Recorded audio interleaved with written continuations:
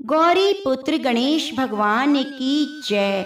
लक्ष्मी नारायण भगवान की जय। राधा कृष्ण एक हैं, मिलकर हरते ताप। राधा कृष्ण रटते रहो, मिट जाए सब पाप। तो प्रेम से बोलिए राधा कृष्ण भगवान की जय। प्रिय भक्तजनों, पाप मोचनी एकादशी का व्रत करने से, कथा को सुनने मात्र से सभी पाप कर नष्ट हो जाते हैं। पिशाच योनि से मुक्ति मिलती है। 1000 गोदान के बराबर फल की प्राप्ति होती है। जो भी भक्त पाप मोचनी एकादशी का व्रत करता है और कथा को श्रद्धा पूर्वक सुनता है, भगवान श्री हरि उसकी समस्त पाप कर्मों को नष्ट कर देते हैं। तो आइए बड़ी ही दुर्लभ कथाओं को श्रद्धा पूर्वक सुनते हैं। आज आपको सुनाते हैं पाप मोचनी एकादशी की पौराणिक कथा से पहले भक्त हरिदास जी की बड़ी ही सुंदर कथा, और उसके बाद सुनेंगे पाप मोचनी एकादशी की पौराणिक कथा।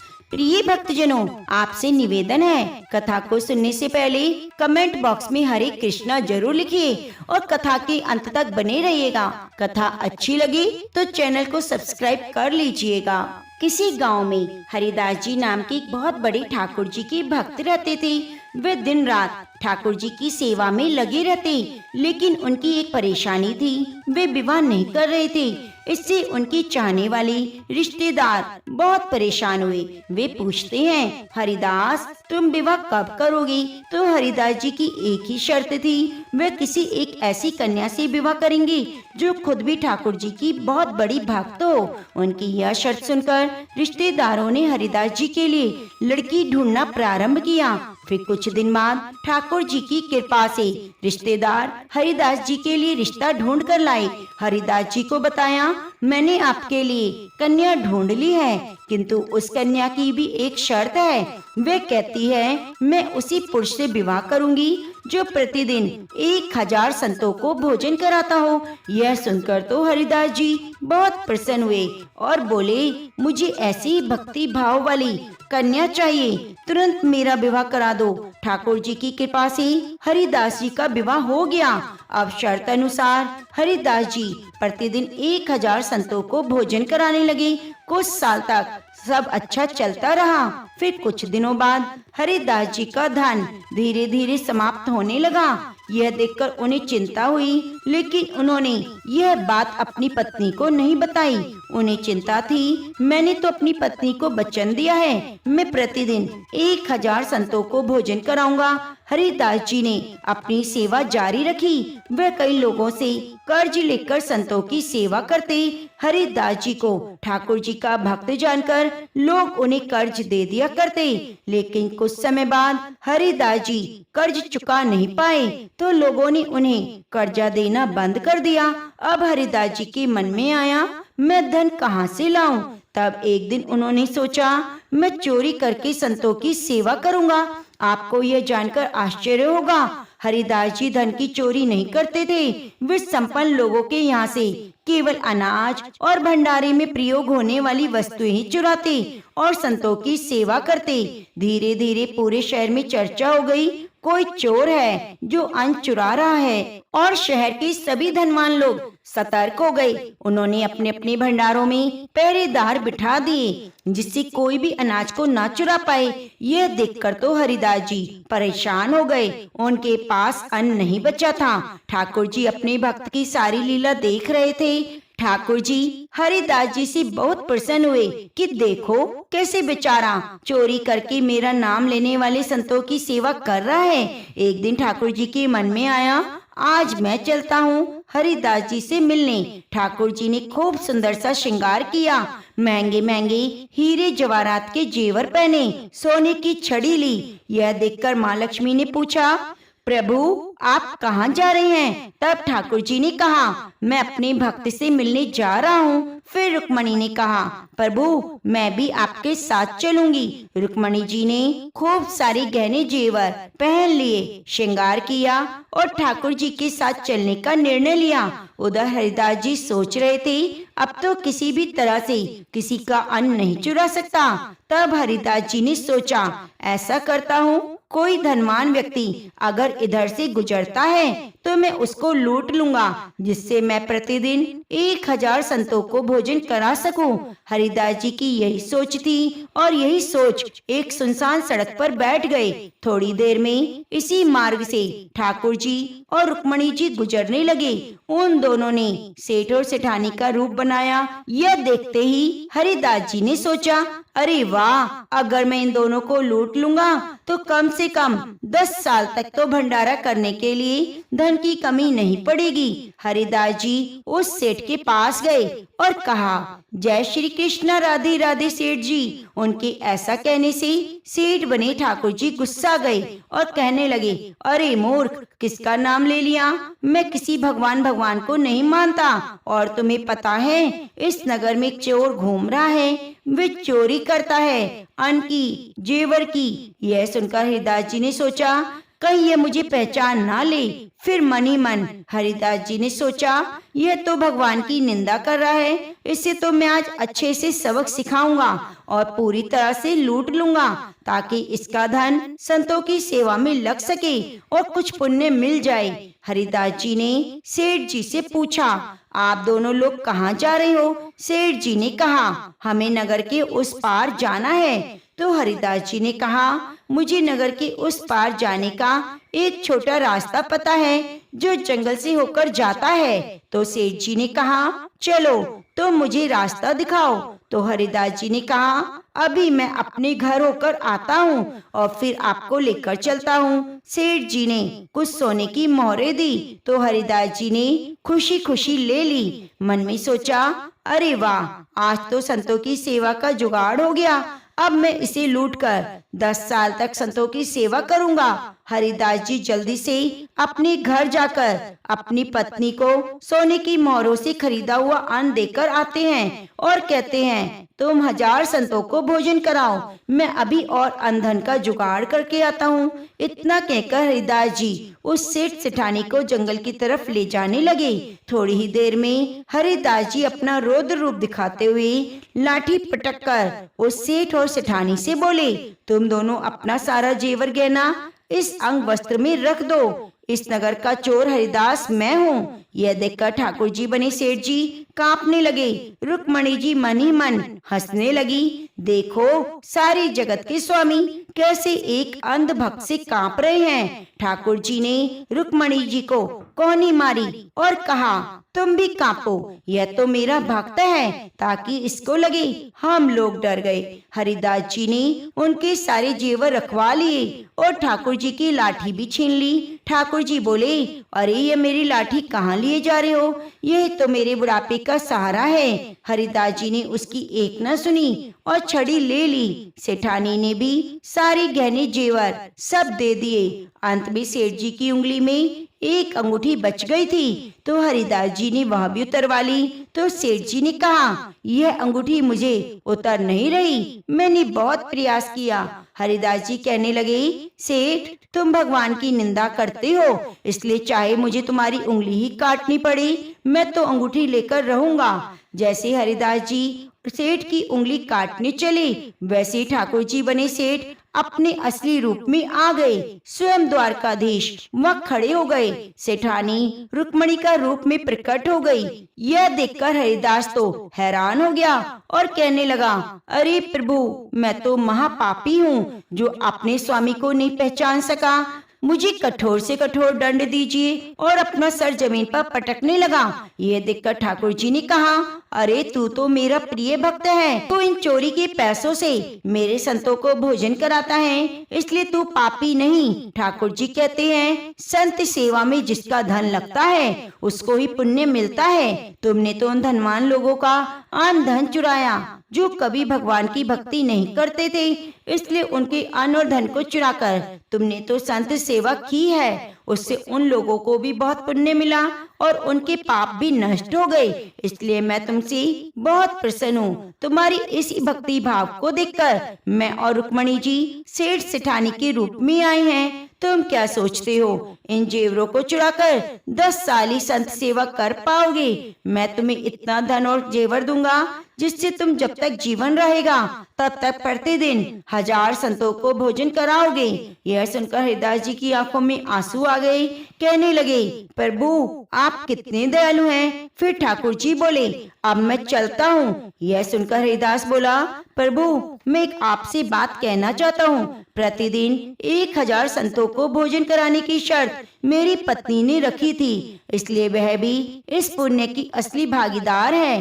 कृपया आप उसे मेरी पत्नी को दर्शन अवश्य दें। ठाकुर जी हरिदास जी की बात मान गए और एक छोटे से बालक और रुक्मणी जी छोटी सी कन्या का रूप धर लेते हैं और हरिदास जी की गोद में बैठकर घर जाते हैं। हरिदास जी खुशी से कहते हैं, देखो कौन आया है। हरिदास जी की पत्नी कहती है, अरे इतने सुंदर बालक कन्या तुम्हें कहाँ मिले?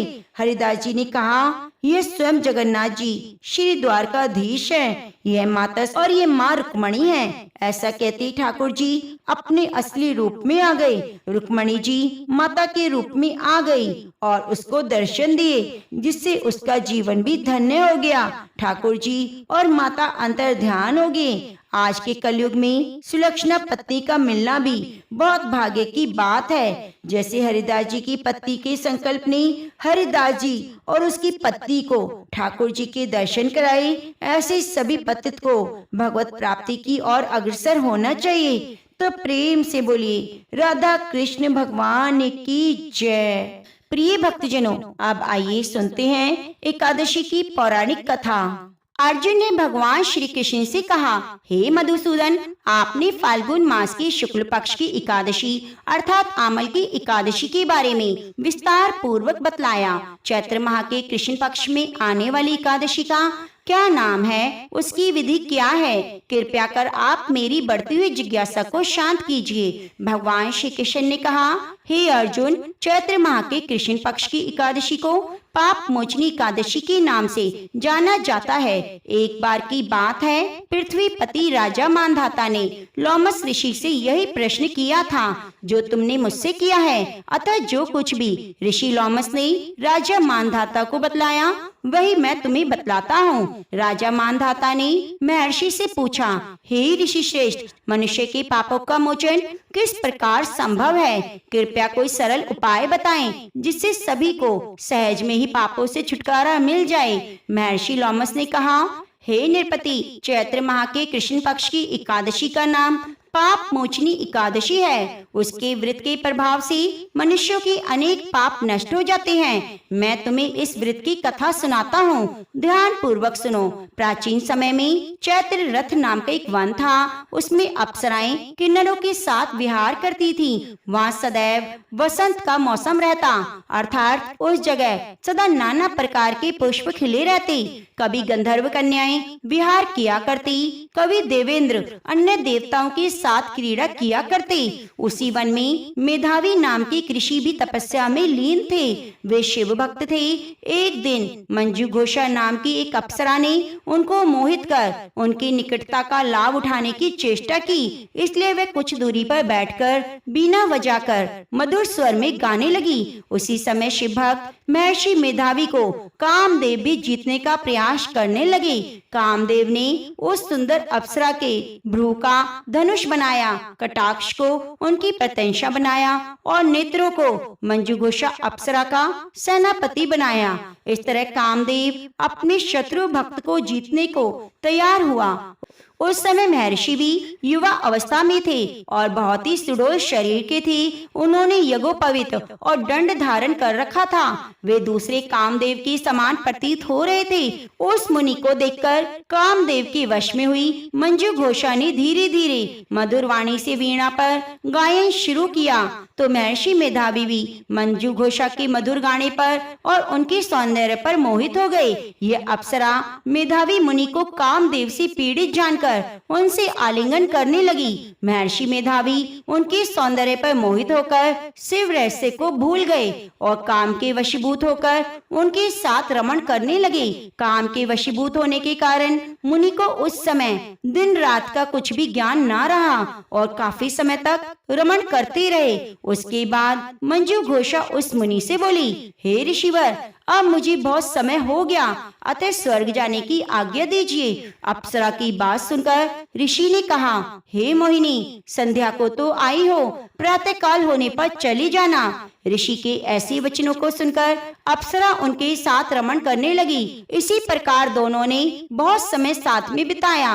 मंजू घोषा ने एक दिन ऋषि से कहा, हे विप्र, अब आप मुझे स्वर्ग जाने की आज्ञा दीजिए। मुनि ने इस बार भी यही कहा, हे रूपसी, अभी ज्यादा समय नहीं हुआ, कुछ समय और रुको। मुनि की बात सुन अप्सरा ने कहा, हे ऋषिवर, आपकी रात तो बहुत लंबी है, आप स्वयं ही सोचिए, मुझे आपके पास आए हुए कितना समय हो गया, अब और ज्यादा समय तक ठहरना क्या उचित है? अप्सरा की बात सुन मुनि को समय का बोध हुआ। वह गंभीरता पूर्वक विचार करने लगे। उन्हें समय का ज्ञात हुआ। उन्हें रमण करते हुए 57 वर्ष व्यतीत हो चुके थे, तो उस अप्सरा को वे काल रूप समझने लगे। इतना ज्यादा समय भोग विलास में व्यर्थ चला जाने पर उन्हें बड़ा क्रोध आया। अब भयंकर क्रोध में जलते हुए तप नाश करने वाली अप्सरा की तरफ भ्रुकुटी तानकर देखने लगे। क्रोध में उनके अधर कांपने लगे, इंद्रिया बेकाबू होने लगी। क्रोध में थर्राते हुए स्वर में मुनि ने उस अप्सरा से कहा, मेरे तप को नष्ट करने वाली दुष्टा, तू महापापिन और बहुत ही दुराचारिणी है, तुझे धिक्कार है। अब तू मेरे श्राप से पिशाचिनी बन जा। मुनि के क्रोध युक्त श्राप से वे अप्सरा पिशाचिनी बन गई। यह देखकर व्यथित होकर बोली, हे ऋषिवर, अब मुझ पर क्रोध त्याग कर प्रसन्न होइए और कृपया करके बताइए कि इस शाप का निवारण किस प्रकार होगा। विद्वानों ने कहा है, साधुओं की संगत अच्छा फल देने वाली होती है और आपके साथ तो मेरे बहुत वर्ष व्यतीत हुए हैं, अतः आप मुझ पर प्रसन्न होइए, अन्यथा लोग कहेंगे एक पुण्य आत्मा के साथ रहने पर मंजू घोषा को पिशाचिनी बनना पड़ा। मंजू घोषा की बात सुनकर मुनि को अपने क्रोध पर अत्यंत ग्लानि हुई और साथ ही अपनी अपकीर्ति का भी भय हुआ। अतः पिशाचिनी बनी मंजू घोषा से मुनि ने कहा, तूने मेरा बड़ा बुरा किया है, परंतु फिर भी मैं तुझे श्राप से मुक्ति का उपाय बताता हूँ। चैत्र मास के कृष्ण पक्ष की जो एकादशी आती है उसका नाम पाप मोचनी है। उस एकादशी का उपवास करने से तेरी पिशाचिनी देह से मुक्ति हो जाएगी। ऐसा कहकर मुनि ने उसको व्रत का सब विधान बता दिया। फिर अपने पापों का प्रायश्चित करने के लिए वे पिता च्यवन ऋषि के पास गए। च्यवन ऋषि ने अपने पुत्र मेधावी को देखकर कहा, हे पुत्र, ऐसा क्या किया तूने कि तेरे सभी तप नष्ट हो गए हैं, जिससे तुम्हारा समस्त तेज मलिन हो गया है? मेधावी मुनि ने लज्जा से अपना सिर झुकाकर कहा, पिताजी, मैंने एक अप्सरा के साथ रमण करके बहुत बड़ा पाप किया है। इसी पाप के कारण मेरा सारा तेज और तप नष्ट हो गए हैं। कृपया करके इस पाप से छूटने का उपाय बताएं। ऋषि ने कहा, हे पुत्र, तुम चैत्र माह के कृष्ण पक्ष की पाप मोचनी एकादशी का विधि पूर्वक भक्ति पूर्वक उपवास करो, इससे तुम्हारे सभी पाप नष्ट हो जाएंगे। अपने पिता च्यवन ऋषि के वचनों को सुनकर मेधावी मुनि ने पाप मोचनी एकादशी का विधि पूर्वक व्रत किया।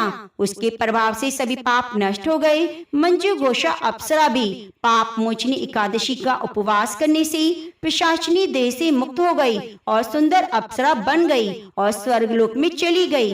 लोमश मुनि ने कहा, हे राजन, इस पाप मोचनी एकादशी के प्रभाव से सभी पाप नष्ट हो जाते हैं। इस एकादशी की कथा के श्रवण और पठन से 1000 गोदान का फल प्राप्त होता है। इस उपवास को करने से ब्रह्म हत्या करने वाले, स्वर्ण चुराने वाले, मद्यपान करने वाले, अगम्य रमन करने वाले सभी पाप नष्ट हो जाते हैं। तो सभी भक्त इस एकादशी का व्रत क्यों नहीं करते? जैसे देवताओं में भगवान विष्णु, प्रकाश तत्वों में सूर्य, नदियों में गंगा प्रमुख है, वैसे ही व्रतों में सर्वश्रेष्ठ व्रत एकादशी व्रत को माना गया है। इस तिथि को जो कुछ भी दान किया जाता है, भजन पूजन किया जाता है, वह सब श्री हरि विष्णु के निमित्त हो जाता है। प्रत्येक पुण्य कर्म का अनंत फल मिलता है। मनुष्य के 7 जन्मों के कायिक, वाचिक और मानसिक पाप दूर हो जाते हैं। भगवान श्री हरि पूजित होने पर संतुष्ट होकर प्रत्यक्ष दर्शन देते हैं। यदि मनुष्य को श्री हरि की प्रसन्नता और सानिध्य चाहिए तो व्रत के नियम का पालन करना अनिवार्य है। एकादशी व्रत के नियम अनुसार इस दिन अन्न खाना निषिद्ध है। एकादशी को व्रत रख के रात्रि में जागरण और कीर्तन करने का विधान है, जिससे व्रती के सभी पाप भस्म होकर विष्णु लोक की प्राप्ति होती है। आपको सुनाते हैं नामदेव जी की एकादशी व्रत के प्रति कैसी निष्ठा थी। भगवान स्वयं उनकी परीक्षा लेने आए। एक बार भगवान विट्ठल के मन में उमंग उठी कि नामदेव जी की एकादशी व्रत की परीक्षा करनी चाहिए। यह विचार कर भगवान ने एक अत्यंत दुर्बल ब्राह्मण का रूप धारण किया और एकादशी के दिन नामदेव जी के घर जाकर बड़ी दीनता से पुकारने लगे, मैं बहुत भूखा हूँ, कई दिन से भोजन नहीं मिला, मुझे कुछ अन्न दो। अत्यंत दीन याचक को देखकर नामदेव जी ने कहा, आज तो एकादशी है, अन्न नहीं दूंगा, कुछ फलाहार कर लीजिए। प्रातःकाल जितनी इच्छा हो उतना अन्न ले लीजिएगा। बहुत देर तक नामदेव जी याचक को फलाहार लेने के लिए मनाते रहे, लेकिन याचक अन्न लेने की बात पर अड़ा रहा और नामदेव जी एकादशी के दिन अन्न नहीं देने की हट कर रहे थे। शास्त्रों के अनुसार एकादशी के दिन अन्न, गेहूं, चावल आदि खाने या देने से भी पाप लगता है। इसके लिए कहा गया है कि ब्रह्म हत्या आदि समस्त पाप एकादशी के दिन अन्न में रहते हैं। अतः एकादशी के दिन जो अन्न का भोजन करता है वह पाप भोजन करता है। यदि एकादशी का व्रत ना भी करें तो इस दिन चावल और उनसे बने पदार्थ नहीं खाने चाहिए और ना ही देने चाहिए। कुछ ही समय में नामदेव जी और याचक की हट की खबर चारों ओर फैल गई। लोग नामदेव जी के घर के बाहर इकट्ठे हो गए। वे नामदेव जी को समझाने लगे कि वे इस दुर्बल भूखे ब्राह्मण पर क्रोध ना करें, इसे खाने के लिए कुछ अन्न दे दें। लेकिन नामदेव जी नहीं माने। दिन का चौथा पहर बीतने लगा। वे भूखा ब्राह्मण इस प्रकार पैर फैलाकर लेट गया मानो मर गया हो। गांव के लोग नामदेव जी की एकादशी व्रत के प्रति निष्ठा को नहीं जानते थे, अतः उन्होंने नामदेव जी पर ब्रह्म हत्या का पाप लगाकर समाज से बहिष्कृत कर दिया। लेकिन नामदेव जी इससे बिल्कुल भी चिंतित नहीं हुए। एकादशी व्रत के अपने नियम के अनुसार नामदेव जी ने रात्रि भर जागरण और कीर्तन किया।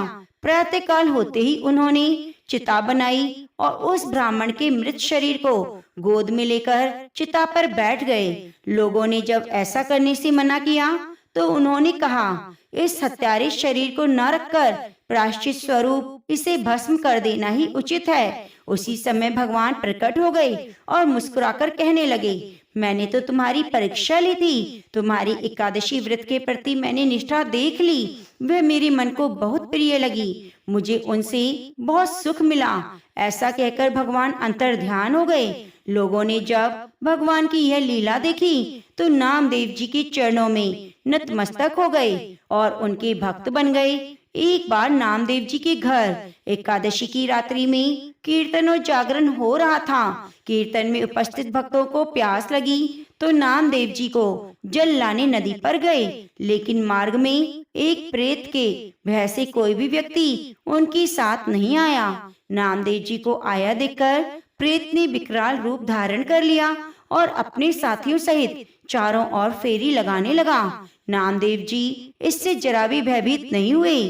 प्रेत को अपने भगवान का स्वरूप मानकर उन्होंने कमर पर बंधे फेंटे से झांझ निकाली और पद गाने लगे। तुरंत ही प्रेत न जाने कहाँ गायब हो गया और सांवले सलोने श्याम सुंदर वहां प्रकट हो गए। भगवान ने नामदेव जी की एकादशी व्रत के प्रति निष्ठा की प्रशंसा की और अंतर ध्यान हो गए। अपने इष्ट का दर्शन पाकर नामदेव जी भी अत्यंत प्रसन्न होकर कीर्तन करते हुए भक्तों को जल पिलाने लगे। तो प्रेम से बोलिए बांके बिहारी लाल की जय। अब आइए सुनते हैं सूर्य नारायण भगवान की कथा। एक बार एक नगर में एक वृद्धा रहा करती थी। वह रविवार को नियम से घर आंगन को गोबर से लीप कर फिर भोजन तैयार करती, फिर सूर्यदेव को भोग लगाने के बाद ही खुद भोजन किया करती थी। ऐसा व्रत करने से उसका घर धन धान्य से भरा रहता। हरि की कृपा से घर में किसी प्रकार की कोई दुख नहीं था। घर में सब कुछ आनंद मंगल था। इसी तरह कुछ दिन बीत जाने पर वह पड़ोसन जिसकी गाय का वह गोबर वह वृद्धा लाया करती थी, विचार करने लगी कि ये बूढ़ी माई हमेशा मेरी गाय का गोबर ले जाती है। यह सोचकर उसने एक दिन अपनी गाय को घर के अंदर बांध दिया। फिर तो वह हर दिन ही अपनी गाय को घर के भीतर बांधना शुरू करने लगी। इधर गोबर ना मिलने पर बूढ़ी माई रविवार के दिन अपने घर को लीप नहीं पाई, इसलिए ना तो उन्होंने भोजन बनाया और ना ही भगवान को भोग लगाया और ना ही खुद भोजन किया। इस तरह उन्होंने निराहार व्रत किया। सुबह से शाम हो गई, शाम से रात हो गई। वे बूढ़ी माई भूखी ही सो गई। फिर रात में भगवान ने उन्हें स्वप्न में दर्शन दिए और भोजन ना बनाने भोग ना लगाने का कारण पूछा। तब बूढ़ी माई ने सूर्य देव को बताया कि गोबर ना मिलने के कारण आज वह भोजन नहीं बना सकी है। तब भगवान भास्कर ने कहा कि माता, हम तुमको एक ऐसी गाय देंगे जिससे सभी इच्छाएं पूरी हो जाएंगी, क्योंकि तुम हमेशा रविवार को गोबर से लीप कर फिर भोजन बनाती हो, भोग लगाकर ही खुद भोजन करती हो। इसलिए मैं आपसे प्रसन्न होकर आपको वरदान देता हूँ। तब सपने में भगवान का यह वरदान पाकर बूढ़ी माई की आंख खुली तो देखा आंगन में एक बहुत सुंदर गाय और बछड़ा बंधे हैं। गाय और बछड़े को देखकर वे खुश हो गई और घर के बाहर बांधकर उसे खाने के लिए चारा डाल दिया। इधर जब पड़ोसन को बूढ़ी माई के घर के बाहर बहुत सुंदर गाय और बछड़े को देखा तो ईर्ष्या से प्रेरित होकर उसका हृदय जल उठा और उसने देखा गाय ने तो सोने का गोबर दिया है, तो यह गाय का सोने का गोबर उठाकर ले गई और अपनी गाय का साधारण गोबर को उसकी जगह रख दिया। वे रोजाना ऐसा ही करती रहती और इधर सीधी सादी बुढ़िया के कानों कान इसकी खबर तक नहीं होने देती। एक दिन सर्वव्यापी भगवान भास्कर ने सोचा, चालाक पड़ोसन की वजह से वृद्धा ठगी जा रही है। तब एक शाम उन्होंने अपनी माया से बड़े जोर की आंधी ला दी। आंधी के डर से वृद्धा ने अपनी गाय को घर के भीतर बांध दिया। जब गाय ने गोबर दिया तो वह हैरान रह गई। फिर तो वह रोजाना अपनी गाय को घर के भीतर ही बांधने लगी। उधर पड़ोसन ने देखा गाय घर के अंदर बंधने लगी है, तो वह सोने का गोबर उठाने में कामयाब नहीं हो पा रही थी। तो कुछ उपाय न देखकर एक दिन पड़ोसन ने राजा के महल में जाकर सारी बात बता दी। पड़ोसन ने राजा से कहा, महाराज, मेरे पड़ोस में एक वृद्धा के पास ऐसी गाय है जो आप जैसे राजाओं की योग्य है। वह गाय रोजाना सोने का गोबर देती है। आप सोने से प्रजा का पालन कीजिए। वृद्धा भला उस सोने का क्या करेगी? राजा ने यह बात सुनी तो सुनकर अपने दूतों को वृद्धा के घर जाकर गाय लाने की आज्ञा दी। वृद्धा सुबह सुबह ईश्वर को भोग लगाकर भोजन ग्रहण करने लगी। तभी रात में सेवक आए और गाय को खोलकर ले गए। यह देखकर वह बहुत चिल्लाई, लेकिन कर्मचारियों ने एक बात नहीं सुनी। उस दिन फिर वृद्धा गाय के वियोग में भोजन ना कर पाई और रात भर रो रो कर भगवान से गाय को पुनः पाने की प्रार्थना करती रही। वहीं दूसरी ओर राजा गाय को देखकर बहुत प्रसन्न हुआ और सुबह जैसे ही उठा सारा महल गोबर से भरा दिखाई दिया। राजा यह देखकर घबरा गया। भगवान ने रात में राजा को स्वप्न में कहा, हे राजा, गाय वृद्धा को लौटा देना, इसी में तुम्हारी भलाई है। रविवार के व्रत से प्रसन्न होकर मैंने वृद्धा को गाय दी थी। सुबह होते ही राजा ने वृद्धा को बुलाकर बहुत सारा धन देकर सम्मान सहित गाय और बछड़ा उसे वापस कर दिए। इसके साथ ही पड़ोसन को बुलाकर उचित दंड भी दिया। ऐसा करने से राजा के महल की गंदगी दूर हो गई और उस दिन राजा ने नगर निवासियों को आदेश दिया कि अपनी समस्त कामनाओं की पूर्ति के लिए सभी पौष मास में रविवार का व्रत करें और जब प्रजा ने रविवार व्रत करने का पालन करके कथा का श्रवण किया तो सभी के दुख दूर हो गए, सुख समृद्धि हो गई। ऐसी है सूर्य नारायण भगवान की कृपा। भक्तों के जैसे भी दुख हो सब सूर्य नारायण भगवान की कृपा से दूर हो जाते हैं। अब आइए सुनते हैं सभी मनोकामनाओं को पूरी करने वाली तुलसी माता की कथा। एक बार एक बूढ़ी माई थी जो प्रत्येक एकादशी को श्रद्धा के साथ तुलसी माता की पूजा करती, एकादशी का उपवास करती, नियमित रूप से तुलसी माता को जल से सींचा करती। तुलसी माता में गहरी श्रद्धा थी। वे जब भी तुलसी जी को सींचते समय तुलसी माता से कहती, हे तुलसी माता सत की दाता, मैं तेरा बिरवा सींचती हूँ, मुझे बहू दे, पीले रंग की धोती दे, मीठा मीठा घास दे, बैकुंठ में बास दे, अच्छी मौत दे, चंदन की काठ दे, अच्छा राज दे, खाने को दाल भात दे, 11 के दिन भगवान श्री कृष्ण का कांदा दे। बुढ़िया माई की यह बातें सुन सुनकर तुलसी माता सूखने लगी। तुलसी माता को यूं सूखते देखकर भगवान कृष्ण ने पूछा, तुलसी तुम प्रतिदिन क्यों सूखती जा रही हो? तब तुलसी माता ने कहा, बस मेरे मन की बात मत पूछो। भगवान कृष्ण ने कहा, मैं नहीं पूछूंगा तो फिर कौन पूछेगा? तब तुलसी माता कहने लगी, प्रभु एक बूढ़ी माई आती है और अपनी बात कहकर चली जाती है, मैं उसकी सारी बातें तो पूरी कर दूं, लेकिन कृष्ण का कांधा कहाँ से लाऊंगी? भगवान बोले, जब वह मरेगी तो मैं अपने आप ही कांधा देने आ जाऊंगा, तुम बस बूढ़ी माई से कह देना। इसके कुछ दिनों बाद ही बूढ़ी माई मर गई। बूढ़ी माई के मरने पर सारा गांव इकट्ठा हो गया। गांव वाले जब उसका अंतिम संस्कार करने के लिए उन्हें अर्थी पर उठाने लगे तो वे बहुत भारी हो गई, जिस कारण उनकी अर्थी बिल्कुल भी नहीं हिल रही थी। सभी बोले, यह तो बहुत पूजा पाठ करती थी, कोई पाप नहीं किया, फिर भी इतनी भारी कैसे हो गई?